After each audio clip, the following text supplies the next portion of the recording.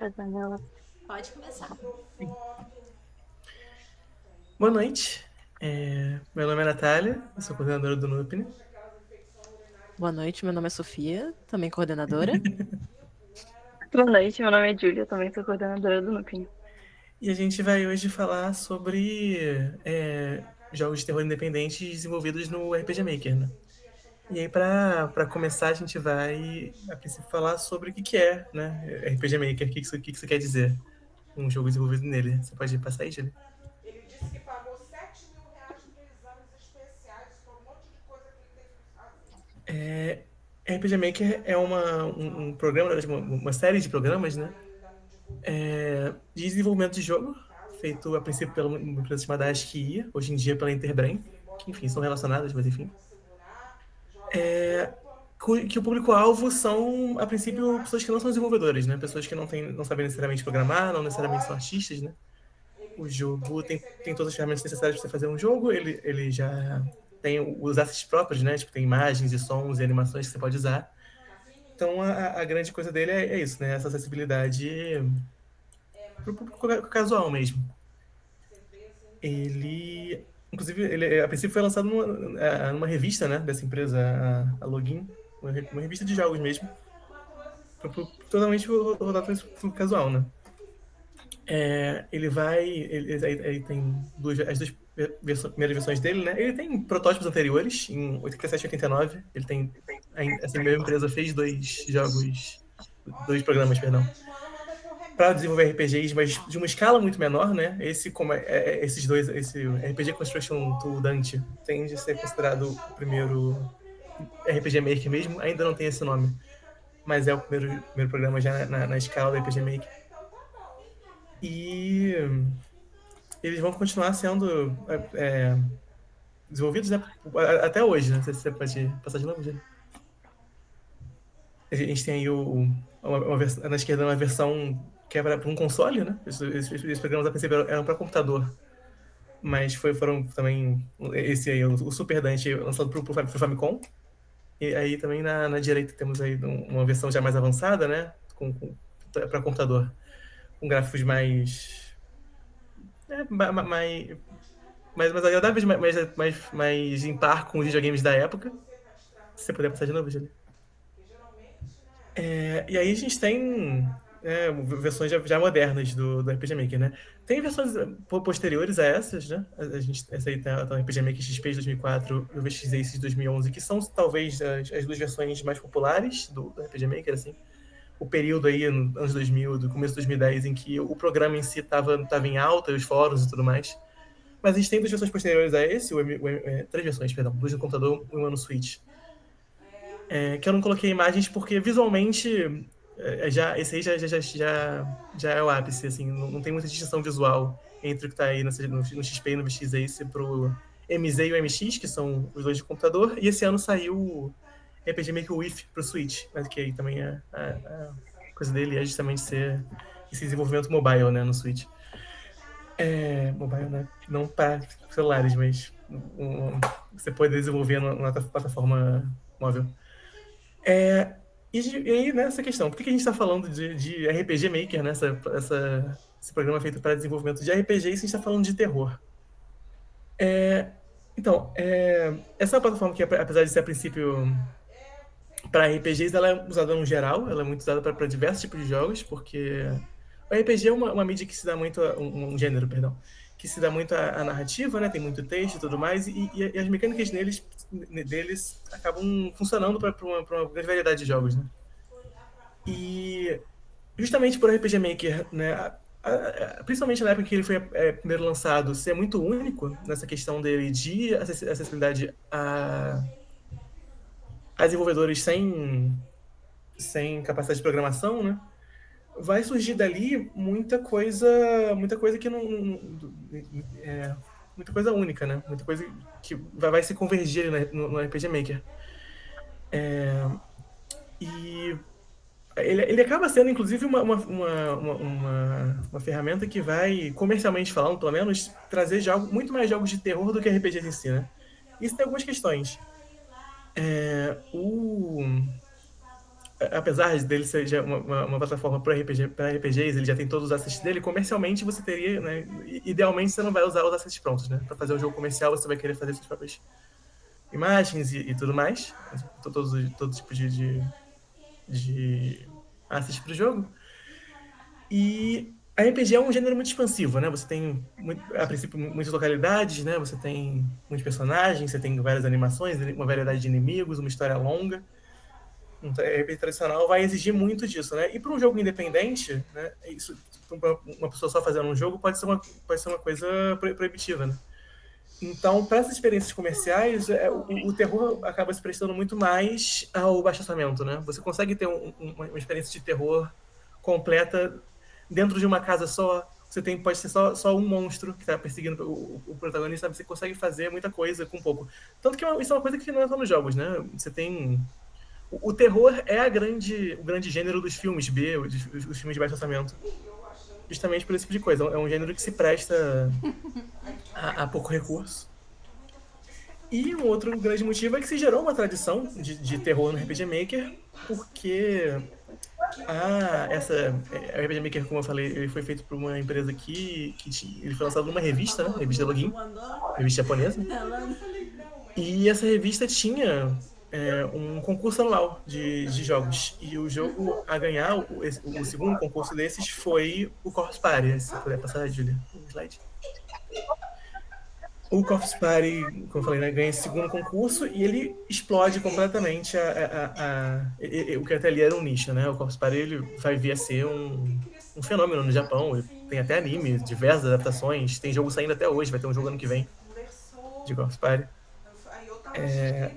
E nisso ele acaba trazendo. Ele faz um sucesso tão grande, né? Que ele acaba sendo o jogo que vai fazer propaganda pro RPG Maker, né? O RPG Maker, enquanto programa, vai usar o Corpse Party para se vender. Então, ele vai atrair gente pro RPG Maker e vai atrair gente pro terror no RPG Maker, né? Muita gente sendo inspirada por ele aí. E ele acaba definindo, ajudando a definir o próprio gênero de terror nos jogos, né? Porque o terror era um videogame, ele estava na sua infância nessa época, isso em 95, 96, desenvolvimento 95, lançamento 96, se não me engano. E nessa época, assim, Resident Evil tava indo pra lançar, né? Se eu não me engano, ele lança poucos meses depois do Corpse Party. Os grandes expoentes de terror até aquele momento, assim, são jogos licenciados de filmes, é a maioria do que tem. E aí a gente tem Sweet Home e Alone in the Dark, basicamente. São os dois jogos grandes de terror, num geral, até aí. O Sweet Home, inclusive, que vai ser uma grande inspiração para o Corpse Party. E então, assim, as inspirações de Corpse Party, de um modo geral, são filmes de terror mesmo. E ele vai estar participando dessa definição do gênero de terror, né? Que costuma ser uma coisa, né, envolvendo muito puzzle, como a gente vai ver muito em Resident Evil depois, e coisas assim. O Corpse Party é um jogo em que um grupo de adolescentes está no colégio, né? E quando acontece um terremoto, e eles vão parar numa dimensão alternativa cheia de fantasmas e coisas sobrenaturais e tudo mais. Eles estão tentando escapar de lá. E assim como muitos jogos aí no RPG Maker, vai ser uma tendência do terror no geral, mas vai ser muito presente aqui nos jogos de RPG Maker, justamente pela influência do Corpse Party. Ele aborda muito trauma também, né? No caso dele, o trauma da vilã, uma fantasma de uma menina que foi abusada e tudo mais. E isso vai ser também ser uma tendência aí que a gente vai falar sobre depois em jogos futuros do RPG Maker. Você pode passar o slide? Ele, como eu falei, né, ele tem uma inspiração muito grande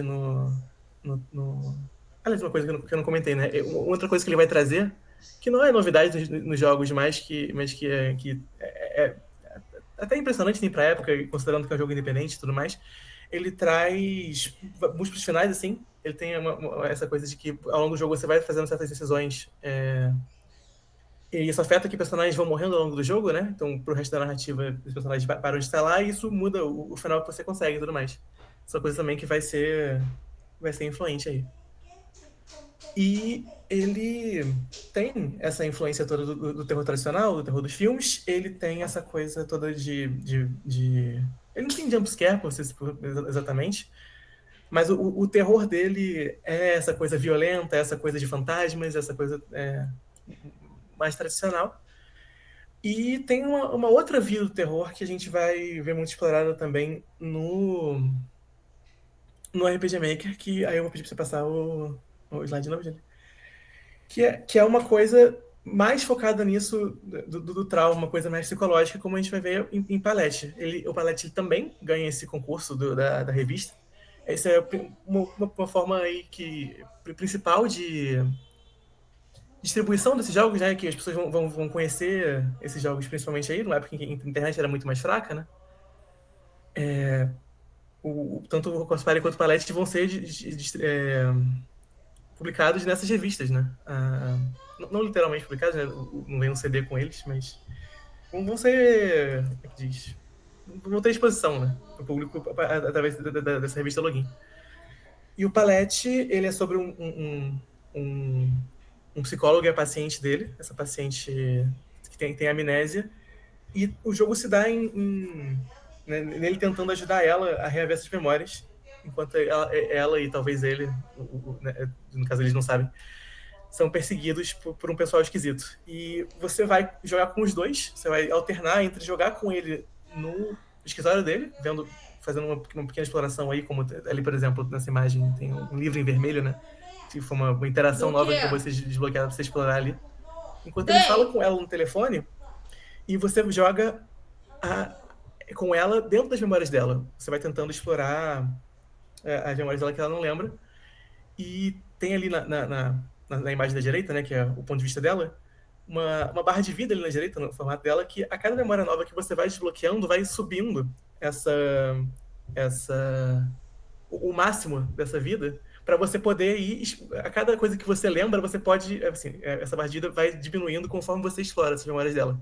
Porque ela vai se estressando, né, com essa tentativa de lembrar esses traumas, e vai tomando dano conforme ela explora. Então, a cada memória que você desbloqueia, né, você vai podendo explorar mais a fundo. Essas memórias, ela vai lembrando mais coisas, e nisso você desbloqueia coisas no escritório do psicólogo. Então, é uma gameplay muito, muito única para a época, né? Isso é uma coisa muito importante dos jogos independentes no geral, né? Eles trazem muita capacidade de experimentação. E quando você tem, né, um jogo feito por uma equipe, quando você tem um jogo com investimento alto, você não pode se dar riscos para falhar, né? Então você não pode experimentar muito com coisas, você não pode tentar coisas novas de modo geral, principalmente se você tem, né, um investidor e coisas assim que vão tentar colocar o jogo dentro de uma caixinha.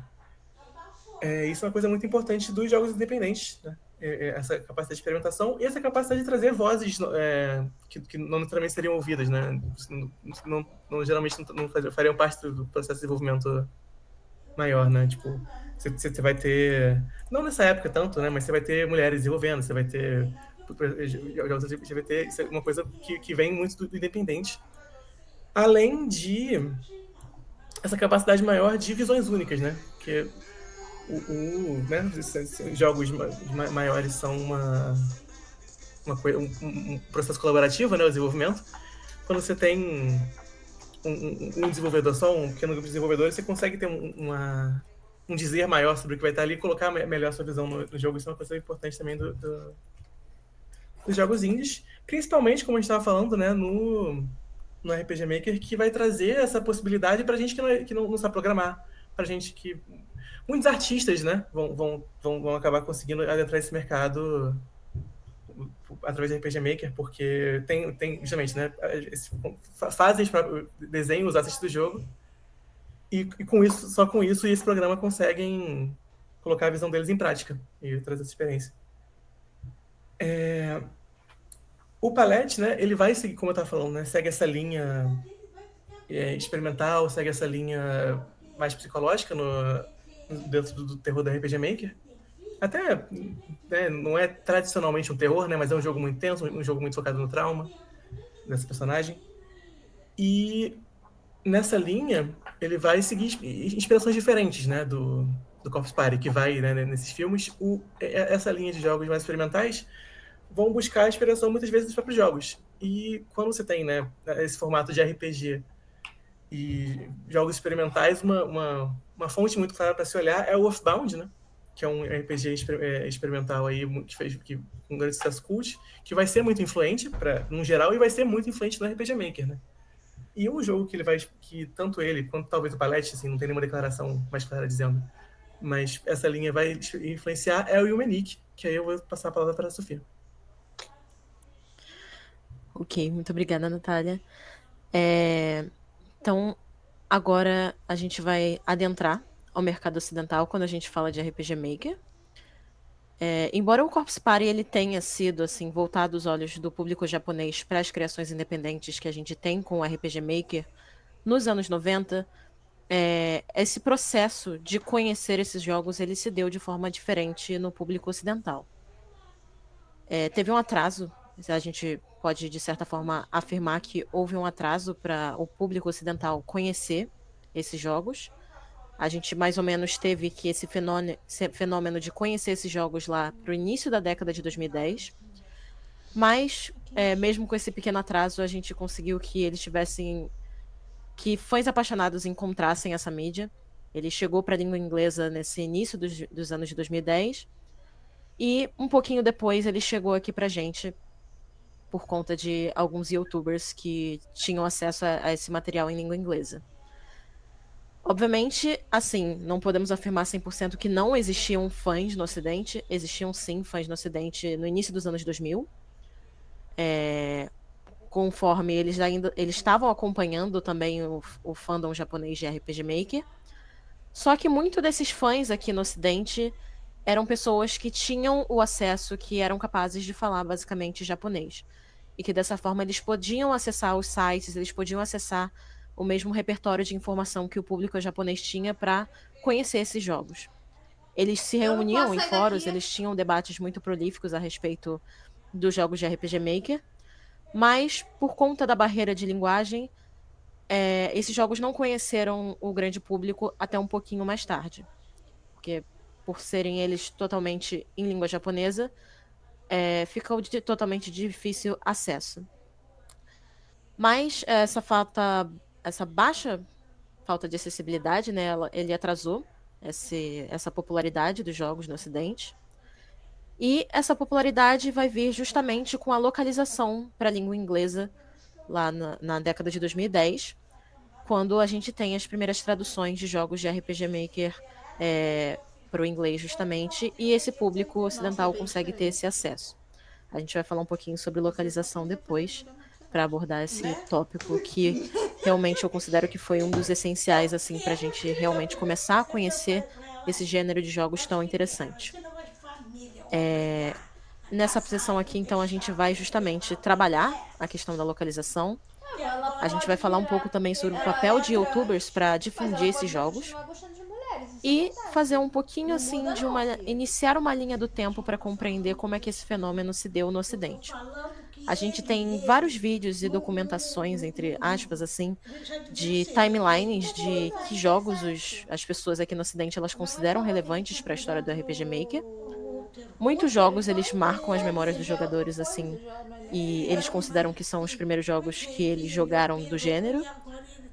Eu realizei um compilado, digamos assim, de alguns vídeos, assisti bastante coisa.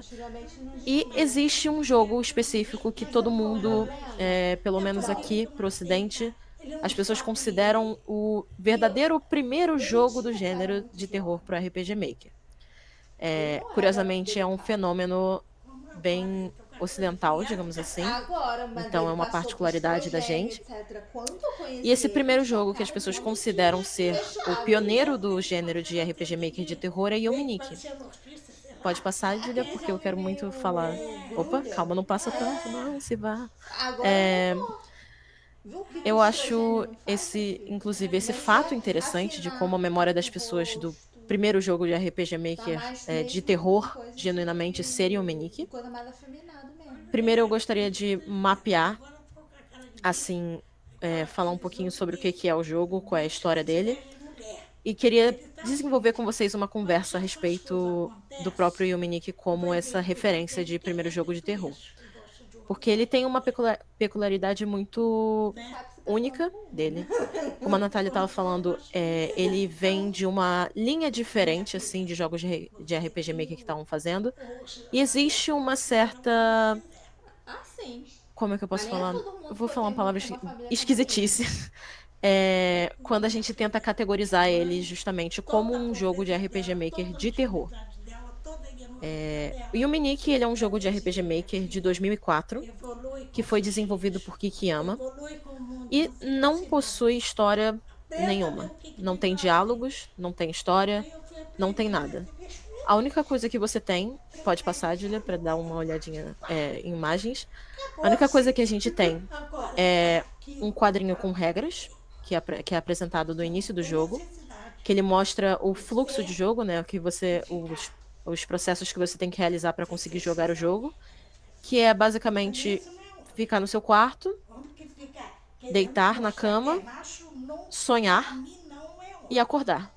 E dessa forma você vai seguir ciclicamente esse processo. Explorar o quarto, deitar, sonhar, acordar. Você pode, nesse caso, nesse ciclo, você vai acordar quando você pressiona uma teclinha, dá pra ver Press 3 Key, eu acho que é o número 3, que você vai apertar a bochecha da personagem e ela vai acordar no mundo real. Esse processo é bem simples pro jogo. E o jogo é vivenciado em 2 planos de existência, que é o quarto e o mundo dos sonhos. O jogador ele vai controlar a Madotsuki, esse é o máximo que a gente conhece dela, que é o seu nome. A gente não tem informação sobre quem ela é, o que ela faz, o que ela pensa, nada. A gente só conhece ela dentro dos confins do quarto dela e depois no mundo dos sonhos. Acordado, o jogador ele vai ficar restrito a esse quarto, ele pode entrar naquela televisãozinha ali, que acho que dá pra ver, e jogar um joguinho. Você pode ir pra sua escrivaninha e acessar o seu diário, que é onde fica uma forma de inventário e meio que menu. E você também pode salvar o jogo na escrivaninha. E toda vez que a personagem tenta interagir com a porta do quarto, ela faz não com a cabeça. Ela acena, ela nega o desejo de sair do quarto.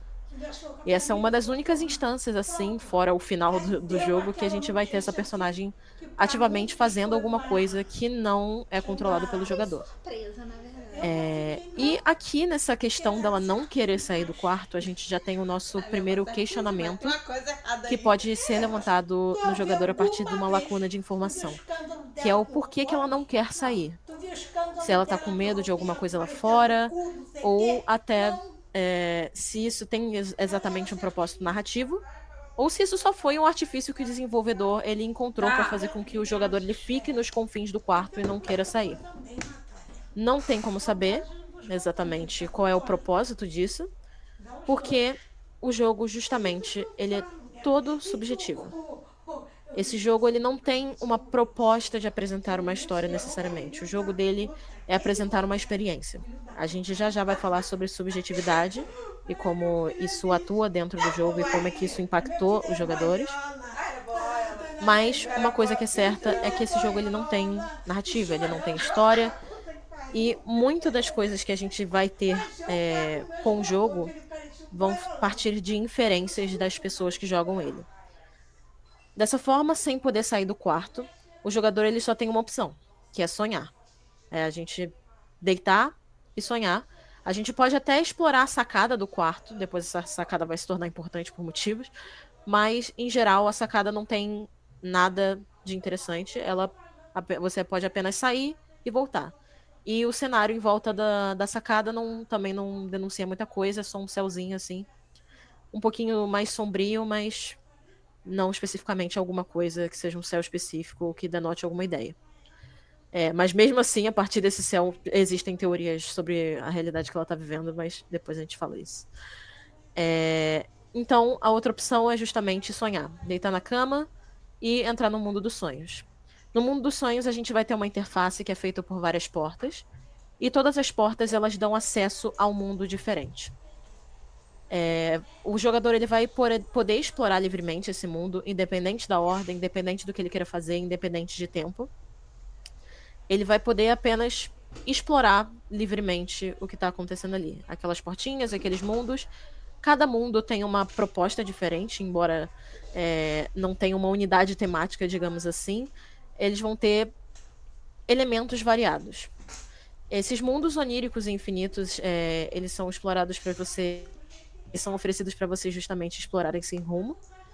E em todos os ambientes a gente tem criaturas estranhas, cenários estranhos, que causam justamente uma estranheza assim no jogador.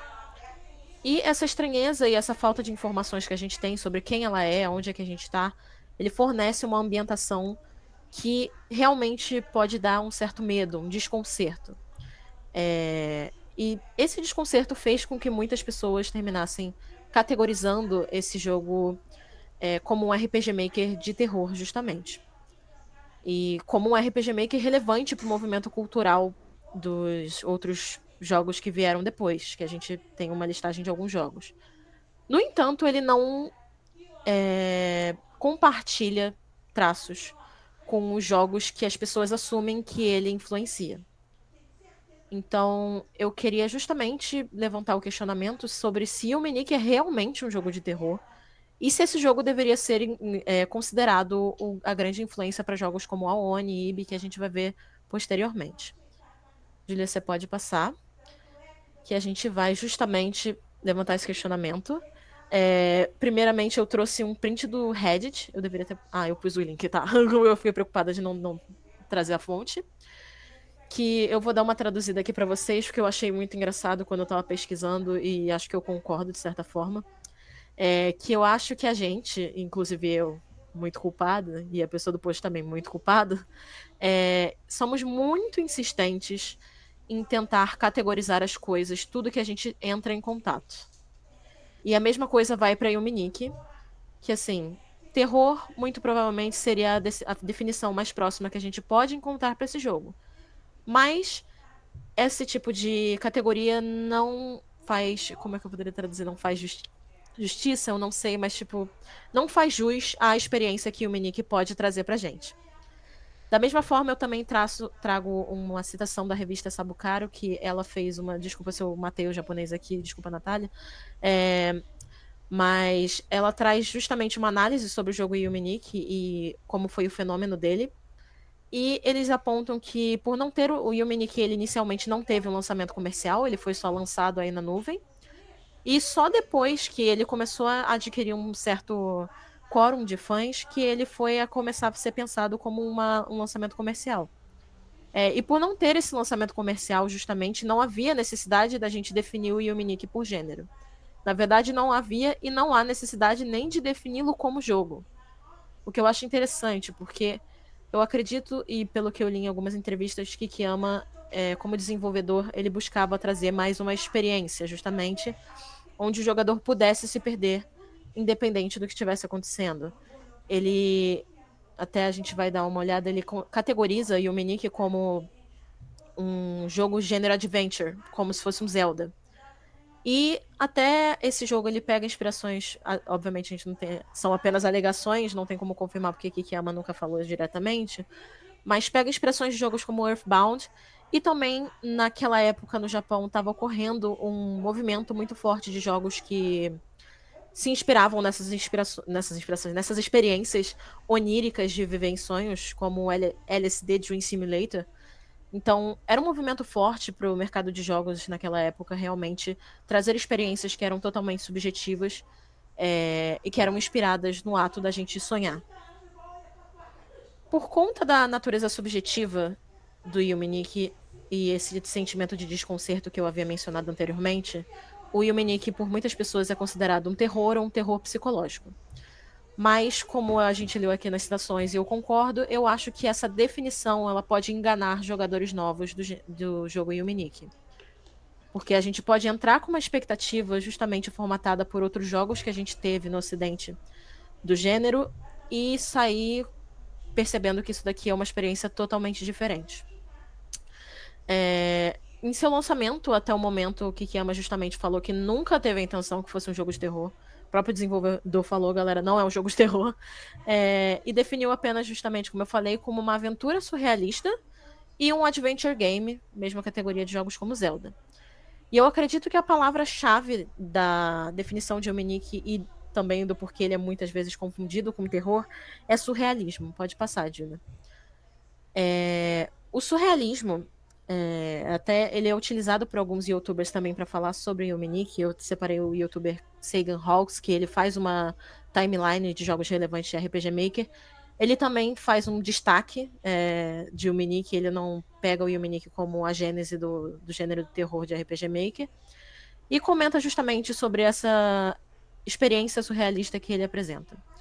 O surrealismo ele foi um movimento artístico, é uma vanguarda europeia que focou justamente em emular a sensação dos sonhos, justamente apresentar elementos oníricos na arte, tentar acessar partes do subconsciente humano e fazer com que a gente tivesse justamente a sensação de estar acessando esses sonhos que a gente tem, que normalmente são elementos que podem ser muito confusos, muito desconcertantes, muito desesperadores. Esse foi um movimento iniciado pelo artista Salvador Dalí, inclusive, que eu trouxe aqui uma pintura que ele fez justamente nessa época, nesse movimento.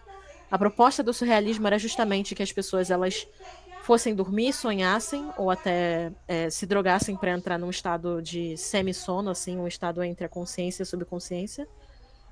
E após isso, esse processo, elas conseguissem pintar justamente o que elas sonharam. Nessa imagem aqui, o Salvador Dalí, o próprio título é bem autoexplicativo, que é um sonho causado pelo voo de uma abelha ao redor de uma romã em segundo antes de acordar. Então, assim, dá para perceber pela imagem que é uma coisa bem... Não tem outra palavra, uma coisa bem viagem, assim, que realmente emula essa sensação de não ter sentido que a gente normalmente experiencia com sonhos. Muitas vezes, quando a gente fala de sonhos, a gente também fala de pesadelos, a gente fala de sensações desconcertantes, a gente fala da experiência justamente da gente acessar o nosso subconsciente e confrontar coisas que a gente normalmente não gostaria de confrontar. E esse acesso a certas coisas, principalmente coisas que são alojadas em uma área que a gente não consegue alcançar. Muitas delas são traumas, inclusive, que daqui a pouco a gente vai falar sobre justamente esse ponto que é levantado contra a subjetividade de Ominique. Esse acesso ao subconsciente é uma experiência perturbadora. Imagens que são criadas a partir disso podem ser, de certa forma, perturbadoras e revelarem muitos segredos sobre nós mesmos.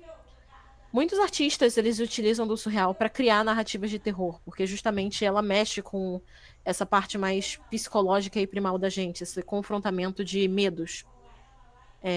Eu trago aqui o exemplo de Twin Peaks, do David Lynch, que ele foi um grande nome na mídia surrealista cinematográfica. E também o filme Páprica, do Satoshi Kon, ele também apresentou vários filmes na filmografia dele que buscavam elementos surreais. Ambos eles apresentam narrativas que são, de certa forma, desconcertantes, que abordam essas imagens oníricas, essas experiências absurdas que beiram ao Uncanny Valley, né, aquele vale da estranheza que a gente fala, e trazem uma sensação de desconforto para os espectadores, que é algo que ocorre em Ominique. Embora o Ominique não seja um jogo de terror no seu sentido mais tradicional, essa experiência surrealista e onírica, por muitas vezes, ela é considerada desconcertante, desconfortável, e automaticamente, pelo nosso repertório com outras mídias que têm o surrealismo como ponto principal, e também com o nosso conceito de acesso ao subconsciente, a gente já assimila que muito provavelmente aquela mídia que utiliza essa linguagem vai apresentar pra gente alguma coisa oculta, alguma coisa escondida. Existe uma mensagem nas entrelinhas, existe uma história ali que não foi contada, e muito provavelmente existe um trauma não resolvido que está sendo trabalhado naquela mídia. Essa falta de instruções que o Ominique tem e os ambientes, eles se alinham perfeitamente com esse conceito de surrealismo. Muitas vezes os ambientes eles são extremamente oníricos, extremamente lisérgicos. E a trilha, existe em alguns momentos uma falta de trilha sonora, às vezes a gente está só acompanhando os passos da personagem. E tudo isso vai criar essa ambientação que justamente que produz um sentimento de ansiedade no jogador e faz com que a gente assimile justamente essa experiência ao surrealismo. Caso eu não trouxe, não sei se eu trouxe alguma imagem sobre justamente a experiência, mas existem muitas imagens estranhas em Omnic, existem criaturas estranhas, existem elementos assim, quase psicodélicos, porque ele trabalha muito com cores, ele trabalha com cores vibrantes, ele trabalha com imagens que não fazem sentido, criaturas que não fazem sentido. Então, ele realmente ele parece como uma pintura como uma pintura de Dali. A gente tem bastante informação ali, cada uma sendo colocada de uma forma e provavelmente representa alguma coisa, provavelmente não representa nada. Pode passar, Dília. Quanto ao que foi levantado até agora, ao oferecer essa experiência de sonho, o Minic ela realmente leva o jogador a um local desconcertado, de desconcerto, desconfortável. E por causa disso, talvez esse jogo tenha justamente sido considerado de terror. Além disso, tem alguns elementos mais sombrios em Omnic. Por exemplo, eu acho que um dos maiores culpados, na verdade, também dessa categorização é o final de Omnic, que eu vou spoiler aqui. Desculpa, gente, é um jogo de 2004, mas eu vou spoiler. Que no final do jogo, a jogadora, a personagem, ela se joga da sacada e vai. Ou seja, comete um suicídio. E levanta no jogador justamente o questionamento: por que ela fez isso? Depois de todo o processo que a gente passou, depois da experiência, por que o jogador de Brasil, eu espero que ele não faça. Por que ah, meu Deus, eu até perdi os meus botões. Por que essa personagem fez isso, né? Por que ela cometeu? Justamente como o jogo deixa a gente no escuro, não tem como saber. Mas como é um tema sombrio, e normalmente isso ocorre devido a uma amálgama de traumas, de situações que fazem com que uma pessoa não aguente estar mais em vida, faz com que o jogador justamente interprete outras coisas e considere esse jogo mais alinhado com os conceitos de terror. Mas como foi mencionado com o post do Reddit, como foi mencionado na citação da revista Sabucaro, eu acho que é extremamente limitante a gente apresentar o Omnic como um jogo de terror. Eu acho que ele engana jogadores novos justamente pela experiência que ele tem a oferecer. E eu trago aqui uma proposta diferente para ele, que foi analisada até em pouco tempo, ano passado, basicamente, sobre o jogo, que os brasileiros Santos, Serpa, Fonseca e Albuquerque, eles analisaram o jogo Omnic e eles trouxeram a definição de Dream Adventure. Embora seja um pouco contra a gente também categorizar tudo em caixinhas, eu acho que o Dream Adventure ele apresenta algumas propostas que são bem centrais para o gênero e para o próprio Omnic, e que fazem bastante sentido para a experiência dele e talvez faça um pouco mais de justiça para jogos desse gênero. Que é possuir pouca trama, ele não situa o jogador na história, as mecânicas não são complexas, no caso de Omnic a gente só anda basicamente e aperta a bochecha da personagem e dorme. O foco do jogo é explorar, não possui objetivo claro, inclusive é bom apontar aqui que o Omnic não tem objetivo nenhum, você só vai e vai e vai. Interação com os NPCs é mínima. Acredito até em Omnic a interação com os NPCs se dá muito por segredos que o jogo tem, na realidade, né? Um dos principais conversas que tem sobre NPCs é de um NPC que fica numa casinha oculta que você tem que acender, apagar, acender, apagar, acender, apagar as luzes, sair do quarto, voltar, e aí você tem a sorte de ver uma transformação desse NPC. Acho que eu botei até uma imagem dele depois. Então, assim, você não tem muitos encontros com NPCs, interações. Você tá ali por si próprio. A estética é surrealista, o estilo gráfico pode ser variado, e a experiência ela é incômoda ou desconfortável. Levando em consideração essas características, a gente pode levar em conta que o Omnic ele cria uma linha de jogos de RPG Maker que é diferente do que as pessoas alegam ele inspirar. Eu acredito que ele não inspira, de certa forma, diretamente os jogos de gênero de terror RPG Maker que a gente mais conhece. Eu acredito que ele cria, de fato, uma nova linha que a gente já viu com o Palette no início, nos anos 90. E prossegue inspirando outros jogos que têm a mesma proposta de Dream Adventure, como, por exemplo, o jogo Belga Off, que tem também uma experiência bem similar e subjetiva. Inclusive, falando de subjetividade, eu já comentei em alguns pontos, mas eu queria só conversar um pouquinho sobre. Pode passar, Julia? que justamente o aspecto de subjetividade de Yumini, que tá aí o personagem que eu tinha falado que você tem que sair, voltar, sair, voltar, sair, voltar, e aí ele se transforma do nada. É uma menininha que se transforma num monstro. Que aí, justamente, a subjetividade abre espaço pra gente interpretar muitas coisas. Quanto à subjetividade, esse foi o que eu considero um dos principais culpados do jogo, ele ser categorizado de maneira errônea. Porque quando a gente fala de subconsciente, a gente fala justamente do acesso a traumas. Quando a gente fala do final de Yominique, a gente acessa na nossa memória justamente a noção de uma pessoa que está com questões psicológicas acuradas ali, problemas de vida, problemas sociais. E também, quando a gente vê que a Madotsuki ela não quer sair do quarto, isso dá abertura para a gente entender algumas coisas sobre ela. Mesmo que o jogo não tenha intenção nenhuma de que você entenda nada sobre ela. Normalmente, esse conceito de não querer sair do quarto, junto ao final que ela tem, junto aos sonhos que ela tem, e até alguns elementos que foram colocados nesse mundo dos sonhos, fizeram com que muitas pessoas começassem a interpretar esse jogo como uma referência a traumas. A experiências negativas. Muitos falaram, algumas teorias seguiram falando que ela estava presa porque tinha um apocalipse zumbi lá fora e ela não queria sair, estava trancada e por isso estava nos confins do quarto dela. Muitas pessoas também comparam a experiência de NITS, eu nunca lembro qual é a sigla, mas são pessoas no Japão que elas, por conta de alguma questão social, seja por uma vergonha que elas passaram, um trauma, elas viram reclusos no seu próprio quarto, não saem mais e terminam ficando por lá numa depressão profunda.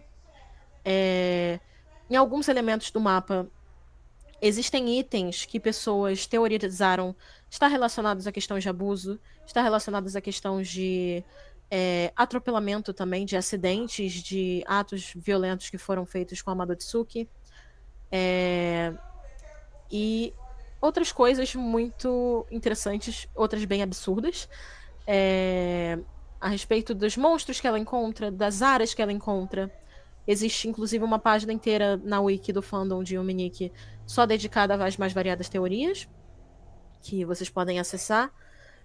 Mas é extremamente importante lembrar: subjetividade. Tudo ser subjetivo significa que, ao mesmo tempo que tudo isso pode ser verdade, nada disso pode ser verdade. A gente tem aqui uma experiência, e uma experiência somente, de andar no mundo dos sonhos. O desenvolvedor não tinha intuito de ter uma história. O desenvolvedor não tem intuito de falar sobre uma coisa específica. Ele mesmo já disse que ele não tinha uma agenda mais profunda sobre transmissão de traumas, sobre narrativas ocultas. Talvez um dia ele possa vir a desmentir tudo, mas ele mesmo falou que não tinha intuito, não tinha significado exatamente no que ele estava fazendo ali. Ele só queria que você justamente se sentisse nessa vibe de mundo onírico de sonhos, tivessem uma experiência. Baseado nisso, então, a maioria das coisas que a gente assume sobre Yuminique justamente nascem da nossa relação com essa arte. São processos que a gente cria dentro da gente baseado em conhecimentos pré-concebidos sobre muitas questões, como, por exemplo, o fato de não querer sair do quarto, que são impressos na personagem, que ela funciona como essa folha em branco, em que a gente consegue imprimir justamente essas noções pré-concebidas nela e chegar a uma interpretação pessoal sobre o que está acontecendo ali. A experiência, ela cresce dentro da gente de uma forma bem pessoal, na realidade. Só que a revista Sabucaro, ela apresenta que quando esse jogo ele passou por um processo tanto de entrar nos debates da internet lá no Japão, quando vir para o Ocidente, ele meio que passou por uma domesticação. Eu vou ler aqui a citação, que pode-se dizer que a evolução da internet domesticou Yuminique, jogo que intencionalmente buscava deixar os jogadores no escuro. Uma tradução quase desnecessária de Yuminique, uma tradução que não ia além do seu menu, porque a única instância de texto que a gente tem é o menu, chegou junto com uma enciclopédia virtual importada para fãs da língua inglesa. Nessa época, os fãs japoneses eles já estavam criando um arcabouço teórico assim, para a gente entender Yuminique. Então, vocabulários, ideias, conceitos, teorias, eles já chegaram para a gente dessa forma. Meio que indicando que o jogo falava sobre isso e ponto e acabou. meio que foi diluído o conceito original do jogo e, como ele fala, à medida que esse vocabulário global para teorias nascia, a análise pessoal e subjetiva morria. Então, antes, esse jogo era uma experiência pessoal que a gente poderia viver e passar nossas impressões sobre o que era. E terminou que o Minik virou meio que um consenso das massas sobre o que ele era, que não era o objetivo principal.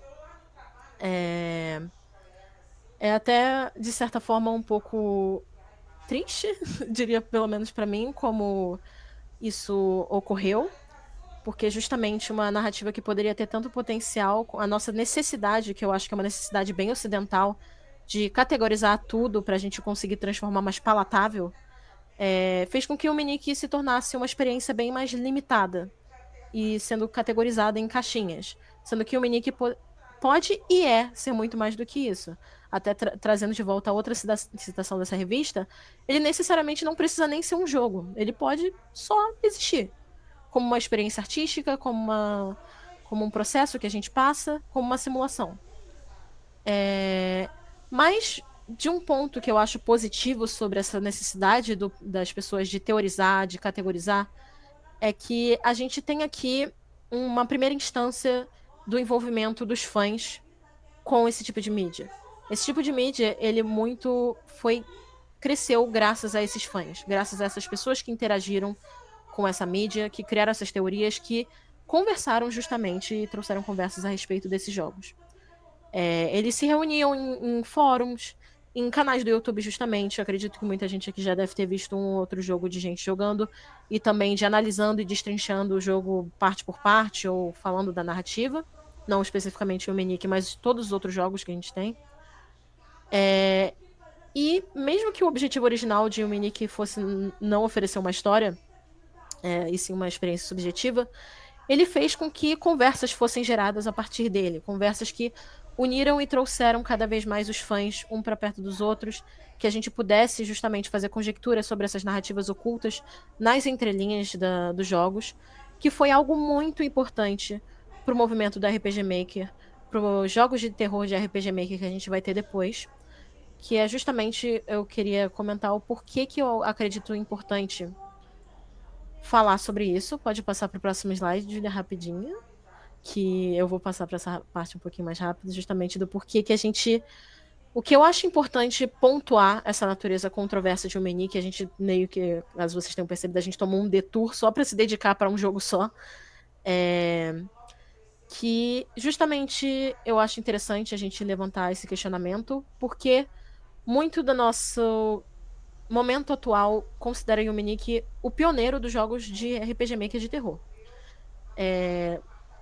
Não acredito que seja, dadas essas conclusões que eu falei para vocês, porque o RPG Maker de terror, ele se inspira de verdade em Corpse Party, e tem muito dos elementos que Corpse Party apresenta, como jumpscares, e depois a gente vai ter também imagens de flash que assustam a gente, no nada a gente tem um monstro bizarro na nossa cara, puzzles, que é muito importante, experiências que são não lineares e têm múltiplos finais, histórias que são bem definidas, que escapa à materialidade de Omnic, justamente como jogo. No entanto, não significa que o Omnic não foi totalmente inútil, digamos assim, para essa linha de pensamento de jogos de RPG Maker de terror. Porque ele justamente trouxe esse relacionamento dos fãs com esse tipo de mídia, fez com que a gente começasse a compreender o que é um jogo de RPG Maker.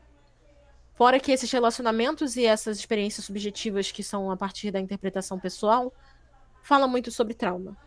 E trauma é uma temática que é muito, muito abordada em jogos de RPG Maker de terror. Eu acredito que se a gente for fazer assim uma linha do tempo, em algum momento a gente vai encontrar algum elemento falando a respeito de trauma e acesso a essas questões subconscientes que a gente tenta afogar para não ter que confrontar.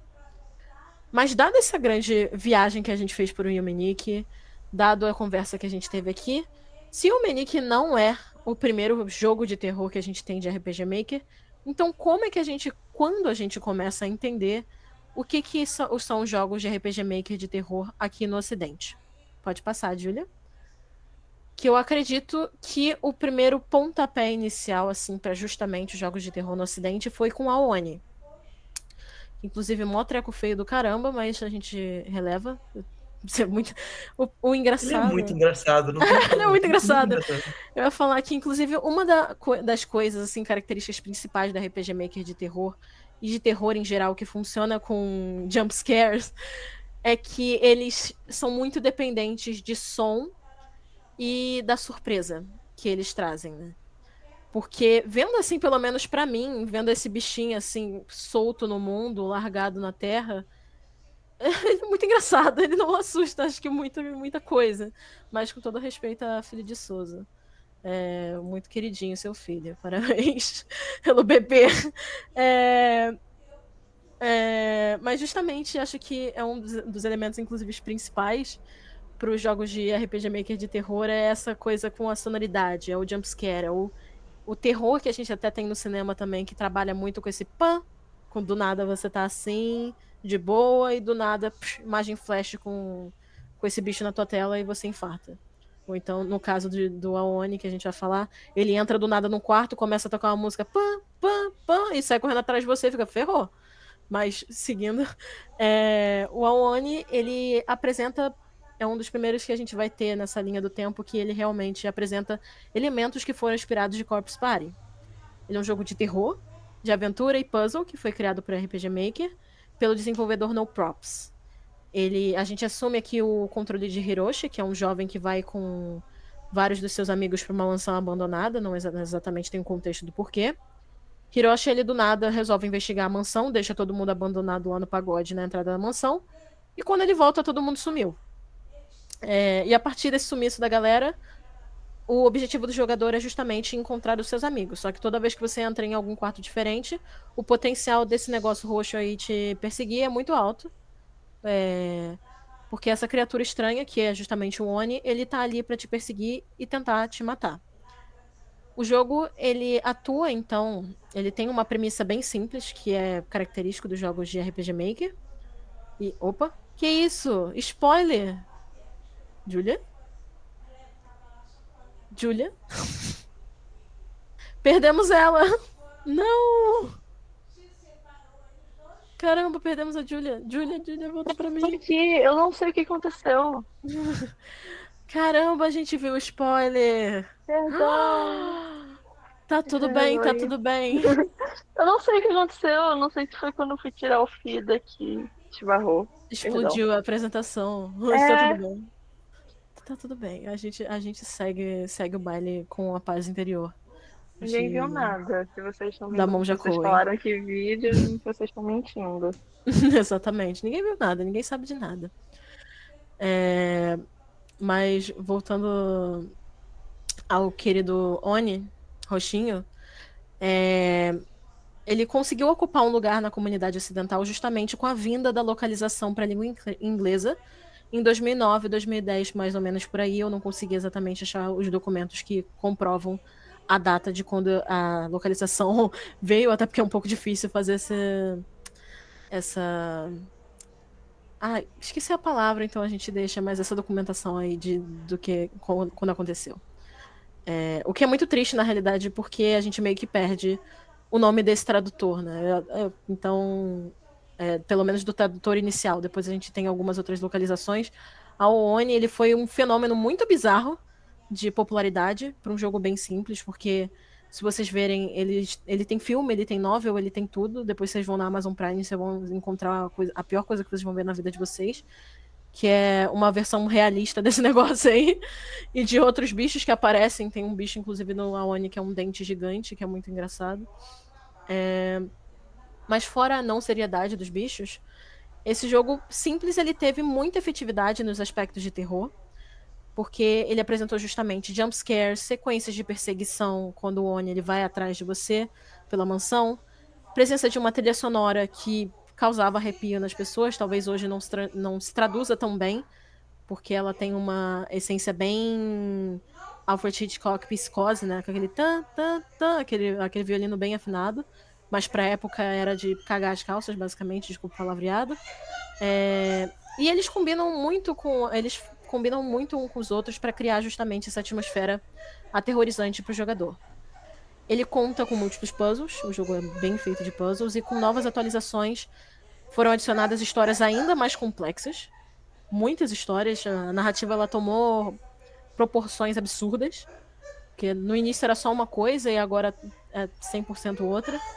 E dessa forma também, gradativamente, um campo aberto para a interpretação do jogador de quem é essa criatura, de onde é que ela veio, por que essa casa existe, enfim. E ainda mais finais adicionados também. Todos esses elementos combinados, histórias, jumpscares, perseguições, puzzles e múltiplos finais, eles definem o gênero do RPG Maker de terror que a gente vai ter no início da década de 2010. E, embora um jogo interessante, a existência dessa localização para o inglês não foi suficiente ainda para catapultar o jogo pro holofote e chamar a atenção da grande massa. Ele veio para o ocidente, tiveram alguns jogadores, mas ainda faltou um grande contribuidor para justamente esse sucesso, que foi graças à internet e principalmente graças a youtubers. Muitos youtubers americanos eles realizaram jogos no estilo Let's Play e dessa forma eles conseguiram convidar mais jogadores para que tentassem explorar esse jogo, conseguir jogar esse jogo. E alguns dos brasileiros que na época eram falantes de língua inglesa estavam de olho nesses youtubers e trouxeram para cá justamente esses jogos e permitiram que eles fossem acessíveis para o povo brasileiro e subsequentemente também que a localização brasileira para português brasileiro viesse. Ou seja, é muito interessante como essa cadeia de pessoas se forma a partir da construção e da criação de um jogo independente. Você vai ter aquele desenvolvedor que vai ser prestigiado pelas pessoas. Você vai estar prestigiando também o trabalho de um tradutor, tanto para a língua inglesa quanto para outras línguas. E também o trabalho desse desenvolvedor, não, desse produtor de conteúdo que vai cobrir esse jogo. Eu queria, então, fazer um interlúdio agora justamente sobre essa difusão dos jogos no Ocidente. Falar sobre localização bem brevemente. Pode passar, Dini, tá tudo bem. Sobre localização. Justamente sobre a questão da tradução. O RPG Maker de terror não poderia ser nada no Ocidente sem o trabalho das pessoas que trabalham com localização, apenas para quem não é muito familiarizado com linguagem de jogos. A localização é a mesma coisa que tradução pra gente, quando a gente fala de jogos. Pode falar, Natália? Não, terminante. Não, pode falar, interrompa. Adicione você falou isso, né, que o RPG não seria nada do Ocidente sem a localização. Isso lembrou uma coisa curiosa que eu pensei em falar, mas tinha cortado. Que o RPG Maker, a princípio, era uma ferramenta só japonesa, né? E ele vai vir pro Ocidente porque um cara russo vai fazer uma tradução vai fazer por si só uma tradução do software mesmo, do RPG Maker, e vai distribuir ilegalmente e tudo mais. Ele vai ser. Ele derruba depois, né? No mesmo processo, mas o negócio já tinha espalhado. E é só a partir daí que vem, né? Da ASCII mesmo, não sei se nessa época era ASCII ou Interbrain já. Que vai vir depois disso, muito por conta disso, uma tradução oficial mesmo. Uhum. Só essa... É interessante justamente para ver, né? Agora eu não vou lembrar quem fala, mas tem uma fala que normalmente algumas coisas estão presas à nossa cultura. Então, tipo, estão limitados à nossa cultura. Então, no caso de RPG Maker, ele estava limitado nesse mercado justamente do Japão. E quando a gente conseguiu, quando de fato alguém aqui que tinha esse acesso a essa cultura observou esse nicho que estava crescendo lá e teve o interesse de justamente trazer para a nossa cultura, fazer essa ponte de ligação entre culturas, que a gente conseguiu ter essa ferramenta que é tão rica justamente para fazer jogos e jogos tão interessantes. Então, eu acho que é um momento aqui para uma abinha para celebrar justamente o trabalho dessas pessoas que foram tão importantes para que a gente pudesse ter as experiências que a gente tem hoje em dia. Independente também de RPG Maker, de jogos de RPG Maker, jogos em geral. O trabalho dessas pessoas justamente para traduzir e localizar, porque a localização, na realidade, quando a gente fala de localização, a gente fala de não apenas traduzir uma palavra, traduzir um texto, mas sim adaptar ele para nossa cultura. Então, enquanto a gente tem um material que fica preso somente a uma cultura, limitado a uma cultura, a gente constrói essa ponte com a localização e consegue fazer com que ele vire algo mais acessível para o nosso mercado. Então, parabéns localizadores e tradutores. Muito obrigada por todos os seus serviços. E passando agora para a próxima parte dessa engrenagem essencial de como os jogos de RPG Maker eles conseguiram chegar pra gente, é justamente os YouTubers, os produtores de conteúdo. Curiosamente, a ascensão do RPG Maker no Ocidente, ele acompanhou a ascensão do YouTube em si. O YouTube ele era uma ferramenta que foi criada em 2006, só que ele começou a tomar forma justamente em 2010. Acredito que quem era cronicamente online nessa época tinha os seus YouTubers preferidos e seus tipos de conteúdos preferidos para consumir. A gente viu o crescimento de muitos vlogs, de conteúdos que buscavam refletir a vida, de conteúdos que falavam e criticavam coisas, e também, juntamente, a gente teve conteúdo de pessoas que eram apaixonadas por jogar e queriam construir uma comunidade tão interessada quanto eles em jogos.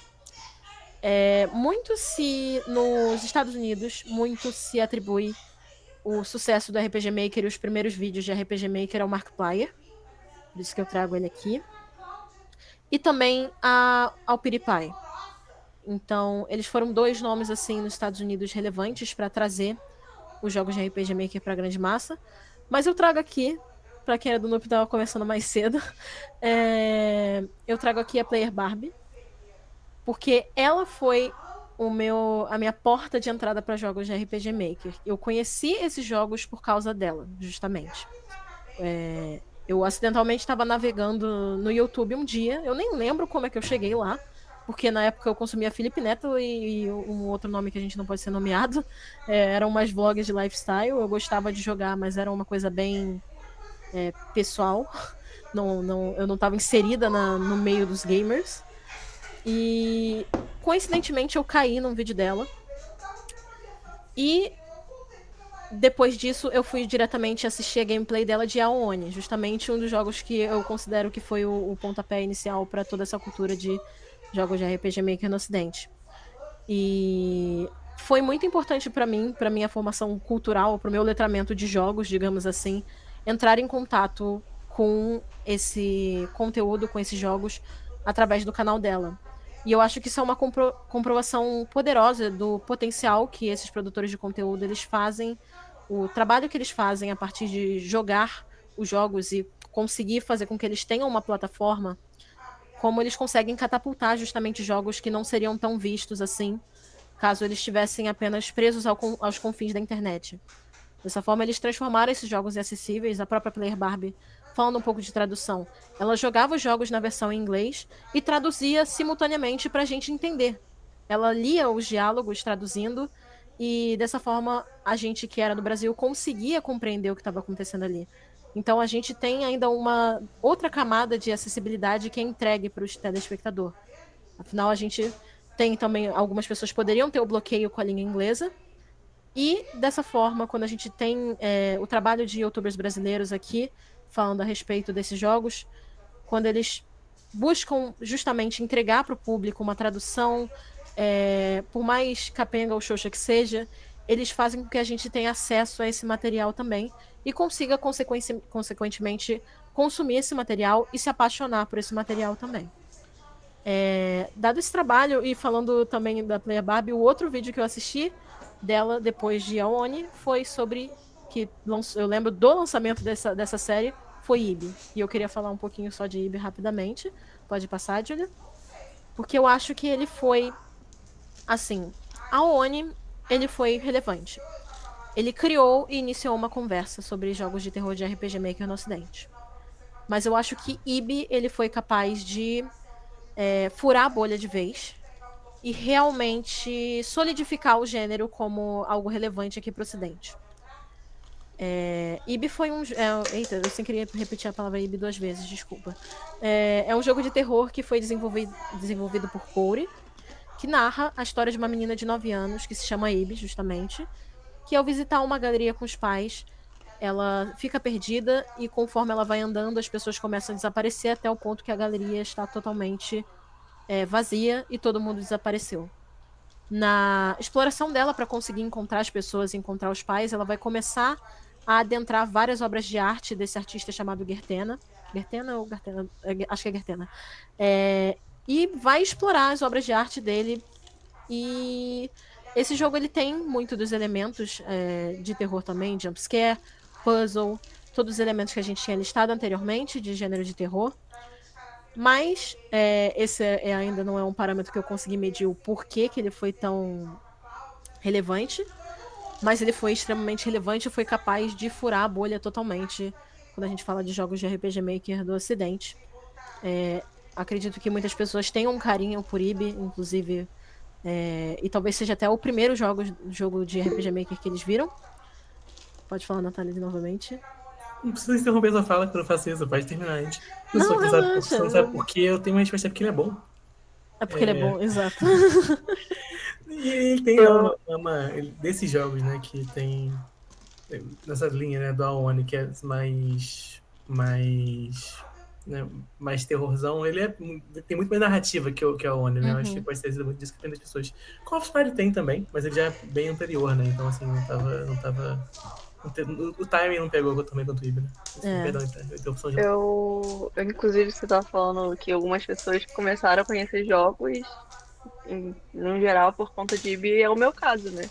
Eu comecei a conhecer jogos por causa de IB, e é um dos meus jogos favoritos que eu não faço ideia do final, porque eu falei, eu quero jogar isso, e eu tô, tipo, fui comprar o jogo tem 3 meses. Então, tipo, o IB, ele... Eu lembro que eu, pesquisando sobre a explosão de IB no Ocidente, o motivo dele ter ficado tão popular foi por causa do PewDiePie. Porque ele tava jogando em live e todo mundo viu ele jogando e ficou, nossa, eu quero jogar esse jogo. E o IB, ele tem alguns aspectos que eu vou deixar pra você falar, mas tipo, ele tem esse aspecto. O jeito que ele aplica o terror dentro dele é muito interessante, mas muito familiar, na minha opinião. Então ele acaba que traz essa coisa de que ele brinca com um sentimento que você já conhece e junta com um cara famoso que tem o nome, tem a fama e traz esse jogo pro holoforte e aí só explode de uma vez. E o jogo é bom, então. Eu acho que esse é um ótimo argumento, na realidade, que Não me que fugiu, né? O jogo é bom, ponto. Não que o Aoni não seja bom, né? Mas IB é muito bom. Eu acho que a Oni é um caso interessante, que não tem uma... Eu ia falar em inglês, meu Deus, eu esqueci como é que fala em português. Replayability...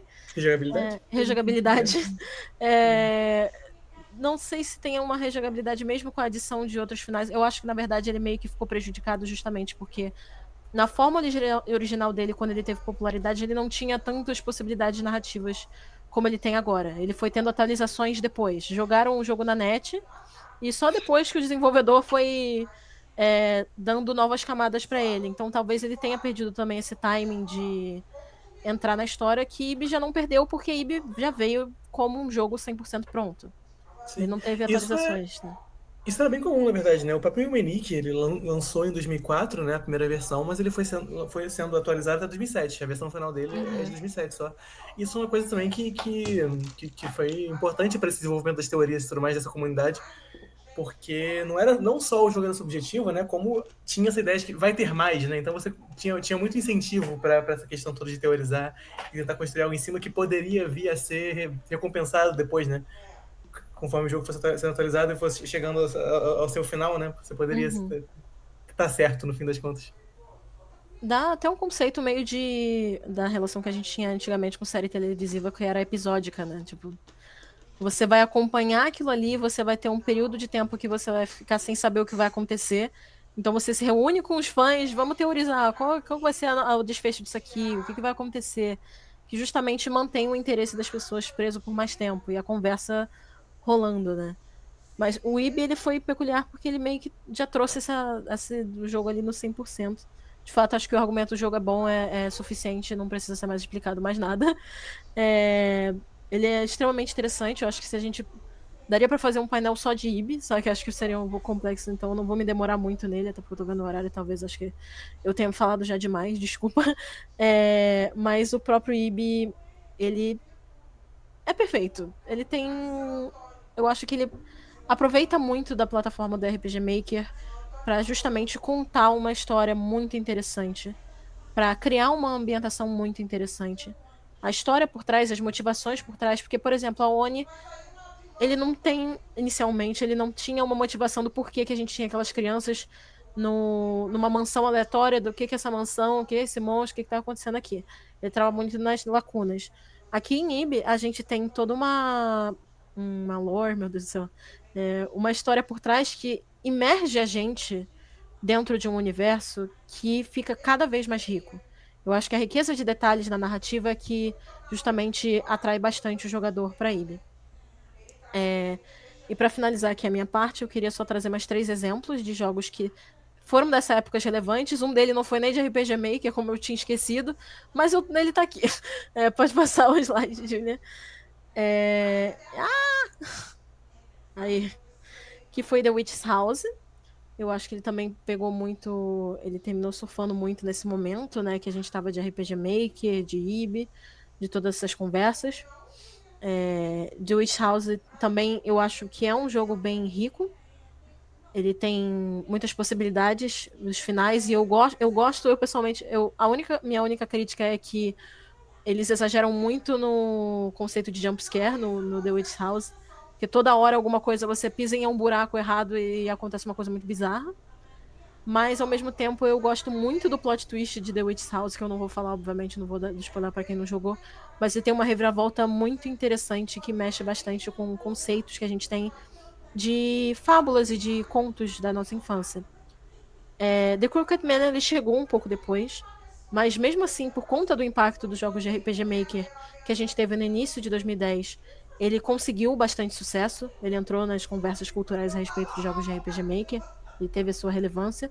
Bom lembrar que jogos de RPG Maker não pararam de ser feitos, ainda são feitos até hoje, mas até mesmo a relação que a gente tem com os youtubers meio que fomentou esse mercado. Mas foram alguns pontuais que conseguiram ter um pouco mais de sucesso do que outros. E por último, um jogo que não é de RPG Maker é do Wolf Editor, só que como ele entrou justamente nesse momento que os jogos de RPG Maker estavam em ebulição, ele meio que ficou perdido ali no pagode. E até eu mesma que tinha esquecido que ele não é de RPG Maker, mas ele é considerado um jogo de RPG Maker por conta dos elementos, do visual, de todas as questões que também são comuns ao gênero. Na realidade, ele meio que... Ele é um jogo de RPG Maker, só que não foi feito no RPG Maker, é basicamente isso. Natália pode falar. Não, que você falou, né, do Crooked Man, que ele chegou tarde, mas que ele ainda pegou o momento, né, do RPG Maker e tal. E uma coisa, ele pegou esse momento também porque ele ainda entra numa coisa que ficou nesse meio tempo aí, que é tipo essa coisa, esse outro movimento do terror do Slenderman e tudo mais, essa figura do monstro, assim... Não sei bem como definir, mas né, ele entra nessa linha também, né? Ele pega esse momento. Tem suas similaridades. Essa coisa do Crooked Man, o Homem Torto, ele na verdade também é uma releitura de lendas que a gente já conhece, né? Baseado. Então meio que mexe também com essa questão do Slenderman com a Creepypasta, a gente retomar. Quase que eu ia começar a cantar a música do Homenzinho Torto. Eu acho que a maioria das pessoas conhece a música do Homenzinho Torto, que é ver o Homenzinho Torto e andava na estrada torta, enfim. Que justamente o jogo pega a inspiração dessa música. Até eu acho que a epígrafe do jogo é justamente There was a crooked man that lived in a crooked path and a Aline Barros aí bombando no jogo também.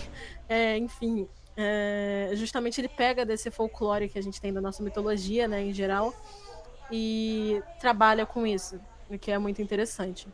Mas eu acredito que esses foram jogos de terror de RPG Maker. Obviamente a gente vai ter outros gêneros de jogos de RPG Maker fazendo sucesso também. Um deles é To The Moon, por exemplo, que tem uma história bem interessante. To The Moon é de RPG Maker, pelo amor de Deus, Natália. Me fala que não é de outro editor bizarro. Tudo não é RPG Maker. Tudo não é eu tô descobrindo novidades conforme a gente vai. Mas, enfim, eu trago esses exemplos. E agora eu passo pra Júlia para ela falar justamente sobre fandom, RPG Maker, impactos e o futuro da RPG Maker em si. A gente vai começar um pouco falando sobre os jogos indie e o fandom no geral, não necessariamente agora, fugindo um pouco do RPG Maker, mas pra voltar pra ele, é, por que que a gente gosta tanto de jogos indie? Por que que os jogos indie fazem tanto sucesso? Então, a gente separou assim essa tópicos de por que que pode ser que o sucesso pode vir por causa disso e os jogos indie eles são geralmente muito acessíveis. Eles são jogos que às vezes têm um preço baixo e às vezes quando o preço não é baixo podem ser sem preço, ou então as pessoas conseguiram sem algum preço. Não pirateiem jogos indies, as pessoas estão trabalhando duro. E plataformas também, eles não são presos a um, a um console específico, a um aparelho específico. Você tem a liberdade um pouco maior de você conseguir rodar o jogo e você aproveitar dessa experiência que ele te propõe. Os jogos indie, eles também são bem mais únicos. Eles também, até pelo ponto que a Natália falou mais cedo, deles terem mais liberdade para serem mais experimentais, isso traz com que eles sejam mais únicos, porque eles correm esse risco sem ter que se preocupar com um patrocinador ou com coisa do tipo. Então, acaba que a gente vê histórias inovadoras, elementos surpreendentes, a gente acaba notando que os jogos cativam mais o público. E outro fator, até para ele cativar mais o público, na minha opinião, é a comunidade de jogos indie e a comunidade que se forma ao redor de jogos indie. O, o jogo acaba sendo de um fã para um fã. A, a questão de você criar um jogo indie, de você buscar isso, né? Você ter essa vontade de explorar, de trazer esses tópicos, de você realmente se esforçar para criar um jogo, porque é complicado, você acaba tendo que ter um desejo desse coisa, ainda mais um jogo que você talvez não tenha um retorno financeiro. Você quer publicar algo para essa comunidade da qual você faz parte. Então, acaba sendo uma coisa de fã para fã. E justamente por ser de fã de jogos para fã de jogos, esse boom do jogo, o criador acaba com a comunidade que cerca esse jogo.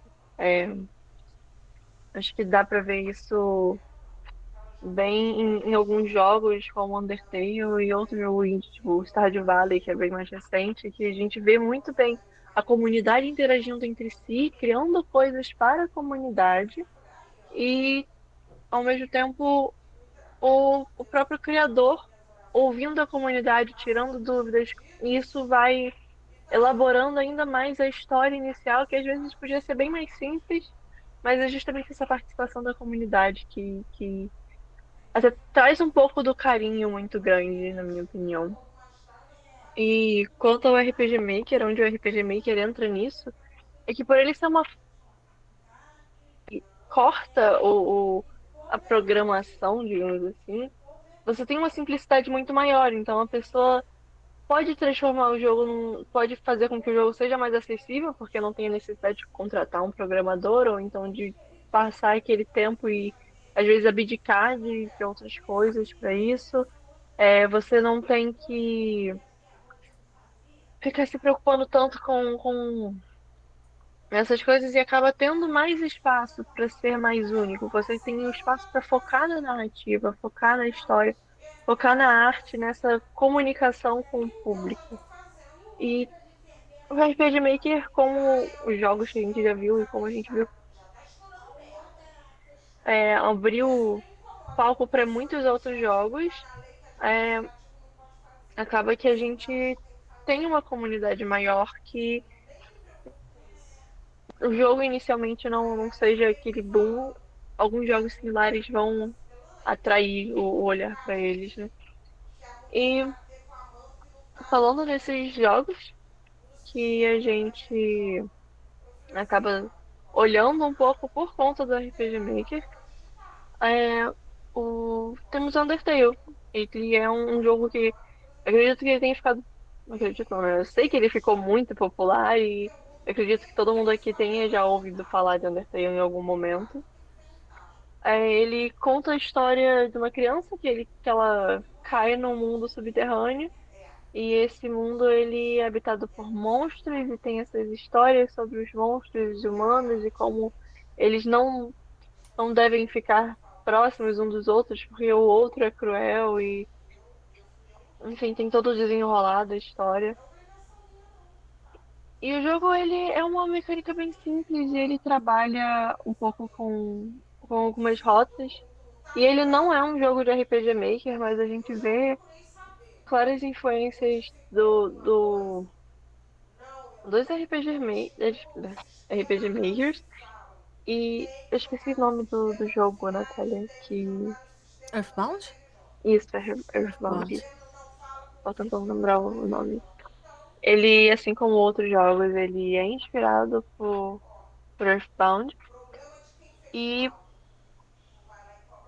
em Undertale, além da gente ver muito desse, dessa estética do RPG Maker pegando, né, no jogo, dessa vibe, apesar da mecânica ser um tanto diferente, a gente também vê que a comunidade acaba criando muitas coisas. E a existência dessa comunidade que tem vontade de criar e acrescentar nesse universo que eles gostam, que tem essa vontade de participar e de alterar, criando coisas novas em fanfics, em fanmades e tudo mais, acaba gerando uma parte um pouco mais de terror do próprio Undertale, porque até pela própria, alguns elementos do próprio jogo, né? Mas a gente vê que a gente tem alguns fanmades que surgem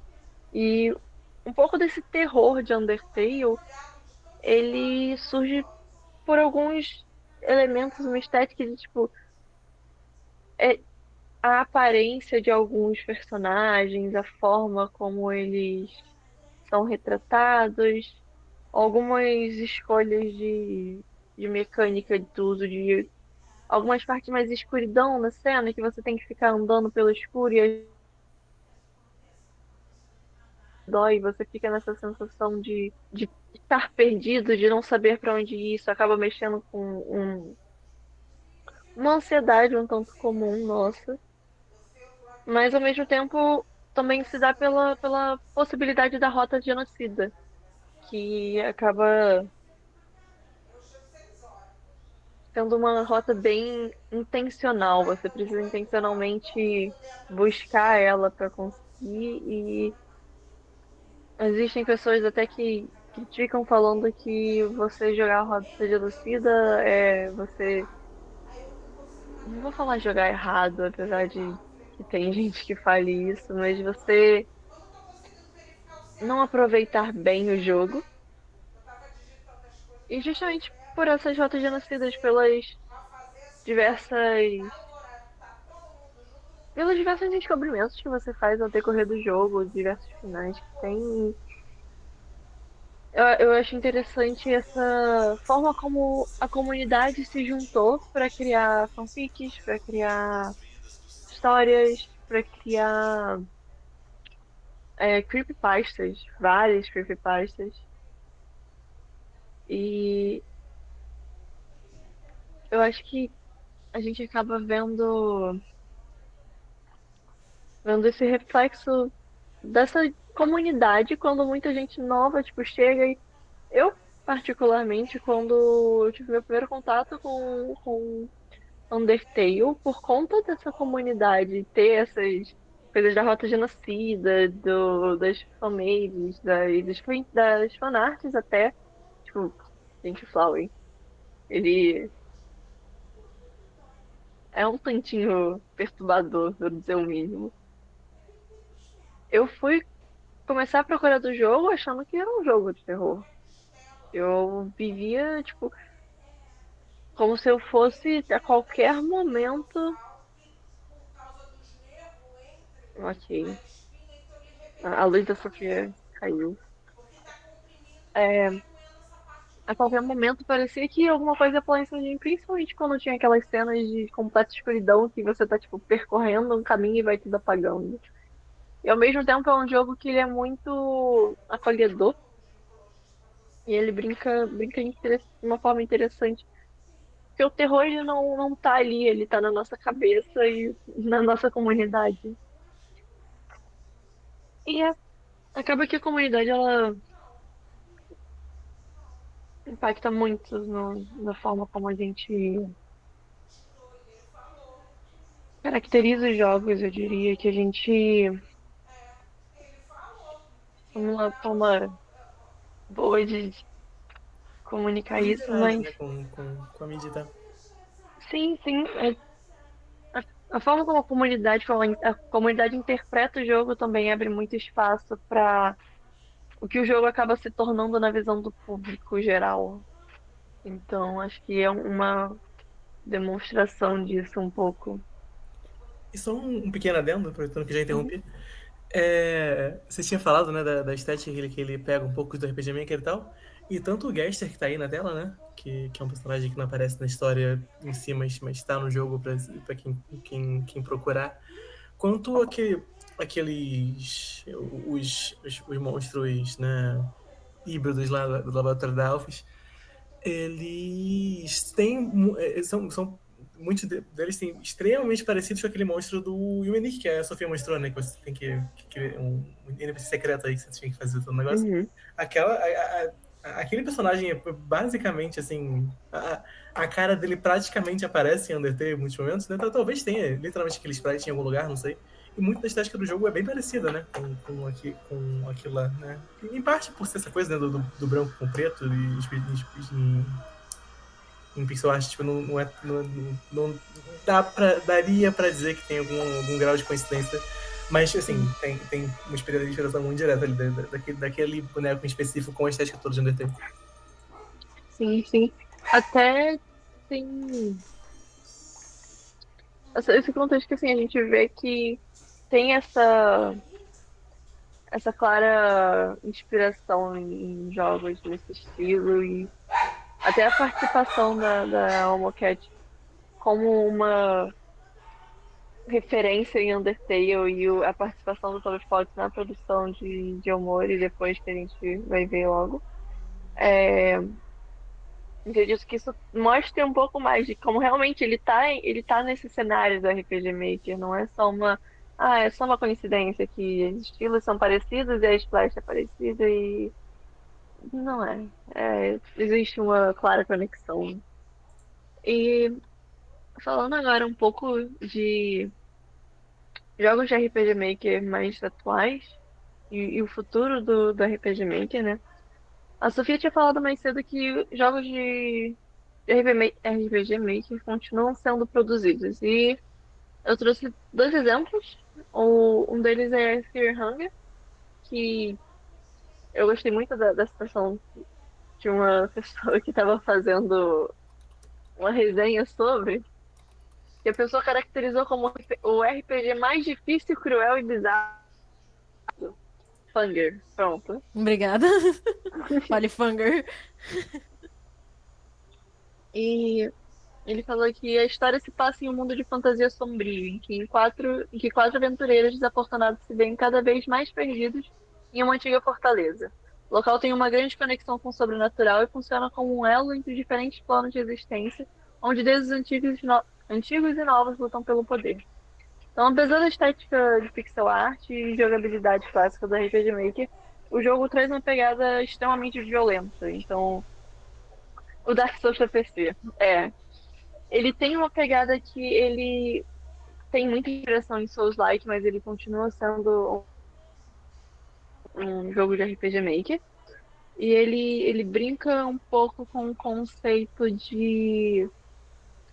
da violência explícita. Ele é bem grotesco, porque ele traz uma mecânica onde você não mira só no oponente, você tem que mirar onde você quer acertar. Então você tem que mirar em algum dos membros, você precisa. Porque tem toda essa mecânica de como se cada elemento do corpo tivesse a própria caixa de hit point. Então você mira nisso. E o jogo é bem, bem explícito nessa parte, né? E ele não cria isso só pra o seu oponente, mas você também. Então esse desmembramento também acontece com quem tá jogando. E um outro jogo que vou trazer é o Mori, que eu achei muito interessante porque eu não sabia antes de começar a pesquisar isso, mas o Mori é baseado numa webcomic. Eu não vou me atrever a tentar falar esse nome, mas ele é ele é baseado nessa webcomic e eu achei muito bonitinho porque tem um Tumblrzinho da Omocat com a história do Omori. E a gente vê super family friendly. Super. É maravilhosinho.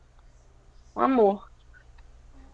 E ele segue a trajetória do Sunny, que é o Omori. E a gente explora um pouco desse surrealismo que a gente já tinha visto antes em Minique. É, acaba que volta nesse aspecto, essa pegada de sonhos, né, de Minique. Mas ele retrata uma mente extremamente fragmentada. Ele retrata um protagonista que você não pode confiar. E ele retrata muitos traumas, muitos medos, muitas ansiedades. Eu não vou me aprofundar muito na história, mas é um jogo que ele tem esse aspecto de terror, ao mesmo tempo que ele traz os medos do personagem como uma forma, não só, ele tem medo disso, mas isso te impede de fazer certas coisas, certas narrativas. E querem acrescentar alguma coisa? Eu só queria comentar que é fascinante. Ai, desculpa, Natália. É porque eu ia comentar que é fascinante que o Mori, sendo o último, entre aspas, obviamente a gente vai ter alguns outros, espero, em breve relevantes, mas normalmente para conversa de RPG Maker de terror, como o Mori ele meio que fecha o conceito que a conversa de Dominique trouxe inicialmente, né? A gente aqui tem genuinamente uma experiência que fala sobre sonhos surreais, uma experiência que justamente aborda esse aspecto mais surrealista, mais onírico, e de fato agora aplicado para o gênero de terror que a gente conhece, né? Mas, Natália, desculpa, eu te interrompi. Não, eu em parte falar do que você tá falando também, né? Que o Mori é a influência mais clara e direta de Minique que a gente tem aqui, né? Nos jogos que a gente trouxe hoje. Não só, né? Toda essa coisa onírica, principalmente da rota do Omori, né? Eu não vou entrar muito atrás do que isso quer dizer, mas tem muito, né, de Humanic aí, visualmente mesmo, esteticamente no jogo, e na história também, né? Toda a questão do... Não sei quanto entrar em spoiler, mas a questão do Sunny de não querer sair de casa também, e até esse ponto do quarto, em relação com a Madasuki, e principalmente, né, do Omori com a Madasuki nos sonhos, um paralelo muito direto mesmo, uma influência bem forte. E você falou que de mais jogos no RPG Maker tem o Free Hunger 2, né? Que né, foi posterior ao Mori. Na verdade, eu não tenho certeza, agora que eu parei de falar isso, se é de fato feito no RPG Maker, né? O 1 eu sei que é, o 2 agora eu fiquei na dúvida. O 2 aqui não... Peraí, a gente faz a pesquisa prova ao vivo. A gente é profissional. Pesquisa ao vivo. Eu acredito que não vejo por que não seria, sendo o primeiro, mas eu não tô encontrando essa informação. Mas estou entrando na Wikipedia, não quer dizer na Wiki. Vai ficar no ar isso aí. O 1 eu sei que é do Maker MV mesmo, mas eu não sei, o 2 eu não tô encontrando a confirmação disso. Eu acredito que seja. Fica aí pra memória. Exato. Boto nos comentários do YouTube depois, se encontrar. Eu imagino que eles não iam mudar, assim, drasticamente a plataforma que eles vão fazer o jogo. Sim, sim. A não ser que eles quisessem usar muito mecanicamente ou fazer uma coisa muito mais Não, absurda. pois é, até onde eu sei o 2 Eles é. mantiveram o mesmo conceito. Nessa questão eles mantiveram o mesmo conceito, só expandiram mais narrativamente. Então acho que não deve ter mudado, acho que de lá pra cá. Minha única adesão é que, caso vocês queiram se divertir, essa noite, entre na página da Steam de Fear Hunger e vejam as avaliações. Porque normalmente eu não gosto de avaliação da Steam, mas as avaliações dessa página da Steam me fizeram comprar o jogo 100%. Então eu super recomendo. Aparentemente, o Ferranga Termina também é da RPG Maker MV mesmo. Então é isso. Encontrei algumas fontes falando isso, que parece que é o fato. Então, eu queria também falar um pouco mais sobre o futuro do RPG Maker, mas fugindo um pouco necessariamente do RPG Maker, mas de estilos de jogos desse tipo. Já não é recente que existem é, outras ferramentas de criar jogos sem a necessidade de programar. Mas recentemente os criadores do RPG Maker estão fazendo um para jogos de ação. Então, isso pode abrir um pouco mais de espaço no universo indie para a gente ver jogos mais de ação que são feitos nesse mesmo estilo de ferramenta que o RPG Maker é. E acredito que seja. Pode falar. Eu queria fazer 2 comentários, na verdade, baseados em comentários que fizeram no decorrer dessa apresentação, só para comentar 2 coisas por alto. Que a primeira é que Mois falou bem family friendly este jogo. Eu acredito que seja sobre Fanger.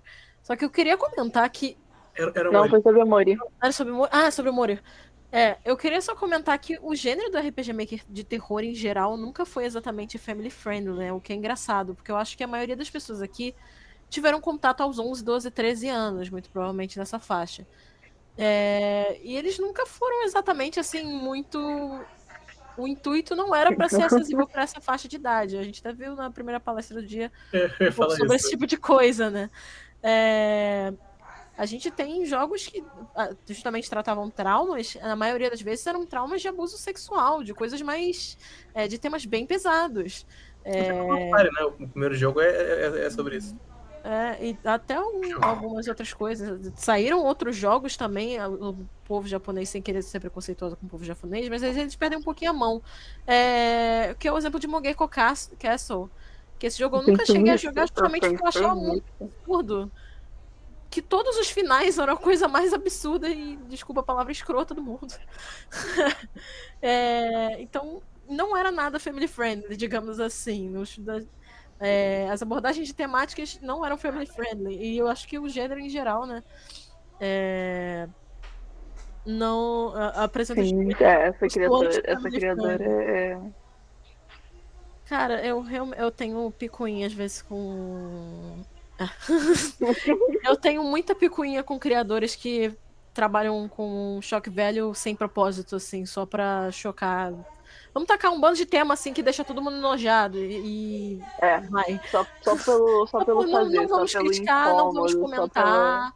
pelo... Não, eu acho que o incômodo ele tem um trabalho muito importante na arte. Eu acho que a gente trazer incômodo, sentimentos de desgosto e falar sobre esses temas tabu é muito importante para a arte. Mas quando você não eu acho faz que quando isso você trata com respeito é uma coisa, quando você trata com um fetiche é outra. Exatamente. Quando tem até a piada, né? Isso daqui é só o fetiche mal escondido do criador. Quando a gente tem a abordagem de temas de maneira a fazer com que a gente confronte esses tabus, que a gente confronte essas temáticas que a gente normalmente não conversa, é interessante. Mesmo que leve a gente a um lugar de desconforto. Agora, quando justamente é o fetiche mal escondido de um criador, meu Deus, tá entrando na tela aí, é o bizarro, não sei o que vai acontecer. Perdão, foi eu. Eu pensei até que ia entrar algum meme a respeito do assunto. Não, eu tentei botar a imagem do que você falou, mas ao invés de aparecer a imagem, apareceu aqui. Que pena. Vê se rola pra deixar ilustrativo pro final da palestra. Mas às vezes acontece de ser só um fetiche mal escondido de um criador. E assim, quando isso acontece, eu acho Tomate, sabe? Eu só queria comentar sobre isso. E sobre.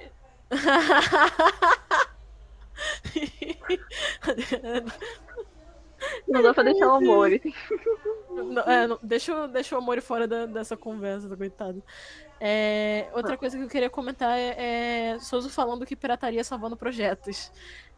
Uma coisa muito engraçada também no gênero de RPG Maker é que inicialmente ninguém sabia que era pago os jogos, né? Todo mundo baixou de algum site meio bizarro, pelo menos aqui no Brasil. Então, Muitos dos jogos que a gente falou hoje não eram pagos mesmo, né? Poucos não eram. foram jogados na net, né? Mas atualmente IB, por exemplo, a gente tá tendo que pagar. E o Minic também tá tendo que pagar. Então, IB atualmente Inclusive, é pago. Inclusive, não acho que era a Ibe é Disney pago, pagou. sim, mas é barato. É relançado Ibe é depois. pago, mas é barato. Ele É. foi relançado e tal. E fizeram uma divertidinha bem pouca. E Deve ser a agora ele versão de tá pago. console. Geralmente tem isso, né? Quando eles relançam o jogo assim, pago, eu junto com a versão de console e tudo mais. Tipo, Uhum. Doki Doki também entrou nessa, enfim. Eu. Ah, é, Tuk realmente é pago, né? Mas quanto a IP, eu achei muito engraçado porque você falou dessa coisa de que não achava que jogos. Que muita gente não achava que jogos eram pagos. E comigo era o contrário. Eu nunca. Perdão. Eu nunca tentei baixar a IB porque eu achava que era caro. Eu achava que era pago. E eu nunca tentei antes, quando eu era mais nova. Eu Ops. fiquei tipo, pô, eu vou ter que pedir dinheiro pra alguém pra comprar um jogo pra mim. Não vão comprar. Eu não vão. Aí eu não pedi. Aí eu fiz o quê? Eu esperei até esse ano que tá pago. Comprei Pode o esperar. No meio do tempo, o jogo foi de grátis pra pago, né? Sim, Ai, eu não fazia ideia, porque na minha cabeça você tinha que comprar, porque o, acabava que por contato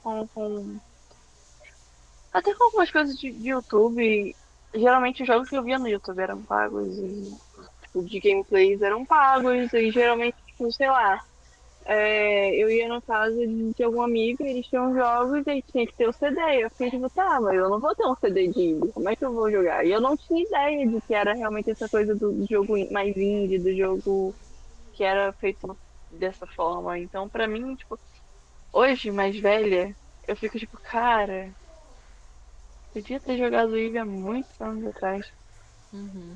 mas o Eu... momento chega para todos nós. Gente, uma pergunta assim. Há quanto tempo a gente tá com o tempo de reunião? Porque. 1h50, eu acredito. Mais ou menos. Ah, ok, só para entender mais ou menos. Então acho que a gente pode caminhar para as perguntas finais, a conversa final que a gente pode ter. Era o que eu vi. Vocês têm Alguém tem alguma pergunta? pergunta, comentários, sugestões? Por favor, não defenda o Mogeko Kasso no meu perímetro. Defender uma reputação é uma situação, né? É complexo. Antes defenda a Florence do que uma que festa. Exatamente. Vendo, mas não Aceito, acho que gente. não vai ter Não, tempo. não no meu perímetro. Imagino que seria uma discussão longa aí. Sobre Florence ou sobre Mogeko? É uma ótima pergunta. Fica no ar, fica no ar. Então. Nada? Ah, Natália, desculpa. Não, eu ia começar a concluir, mas vai ser. Não, pode concluir. Eu só queria saber se tinha ou não perguntas. Senão, Natália pode dar nosso encerramento. Belíssimo. Dá você. Eu. Começando a falar já. Não, eu ia fazer algum comentário avulso que fugiu na minha memória, então não tinha encerramento, só tinha palhaçada, sabe? Mas. Obrigada a todos É que isso aí, vieram, gente. então, né? É isso aí. Qual foi o primeiro jogo de RPG Basic que vocês jogaram? Qual É foi isso o aí. youtuber relevante pra vocês que apresentou RPG Maker? Se teve youtuber, se foi algum fórum obscuro, vocês são mais radicais. Qual foi o fandom que vocês participaram? O que Se alguém traumatizou vocês defendia quando era mais novo em primeiro? Mogeko Castle, pode falar. Eu, por exemplo, conheci a RPG Maker porque tinha o CD numa revista que eu comprei. Gente, que Lá pra 2009. Pior que agora eu tô em dúvida qual foi Deixa eu conferir. Eu não tenho certeza que foi, mas eu acho que foi algum youtuber brasileiro bem famoso. Uhum. Atualmente cresceram, eu não tenho mais acompanhado tanto quem são os canais, mas eu vi que cresceram bastante outros YouTubers depois, que inclusive agora recentemente estão revisitando novamente os jogos de RPG Maker e falando sobre nos vídeos. Então, assim, é realmente uma coisa temporal. A gente fez essa palestra porque a gente gosta bastante dos jogos do gênero, acho que todo mundo aqui cresceu bastante com esses jogos. E a gente queria justamente fazer uma homenagem, uma linha do tempo a respeito deles, conversar um pouco justamente sobre essa produção independente e mapear exatamente como é que esse fenômeno aconteceu. Acredito que eu, pelo menos, adorei fazer essa pesquisa, adorei fazer essa palestra, acredito que vocês também. E eu espero que vocês que assistiram tenham gostado igualmente e tenham também embarcado nesse túnel do tempo, assim, e lembrado da justamente dos nossos infâncias, momentos, relações que a gente criou. Como assim? A gente fala disso depois, a gente fala disso depois. Meu Deus! Vamos concluir antes que dê Tá bom. dê 2 horas Depois, aqui, gente. caramba, depois essa fofoca aí vai ser liberada nas backrooms, por favor. E, não, peraí, prometeram pra palestra a fofoca ali, hein, no chat. Então acho que a gente vai ter que ver essa fofoca depois. Eu tô imaginando o Orion igual aquele cachorrinho do Não Sei Se Comento, com o olhinho aberto. Mas eu acredito que é isso. Obrigada a vocês que vieram. Essa foi a última palestra da Geek Week. Porque agora a gente vai ter só oficinas. Amanhã, sexta-feira, é o dia que encerra a Geek Week. A gente vai ter 3 oficinas. Que vai ser, desculpa se falhar a memória, Nath, apoio técnico, pode me ajudar. A gente vai ter oficina de quadrinhos, de zines, e para finalizar o dia a gente vai ter uma oficina de The Sims. A gente vai juntar a galera lá no PAC para jogar The Sims e ver quem mata o bebê primeiro. E é isso aí. Obrigada a todos. Espero que eu veja vocês amanhã. Se não ver vocês, se hidratem, se cuidem, fiquem bem. E palavras finais de minhas caras amigas, companheiras de painel. Obrigada, gente. Boa noite. É isso. Gente, Sofia foi falou o que tinha que ótimo. falar. Tô encerrando aqui, tá? Tá?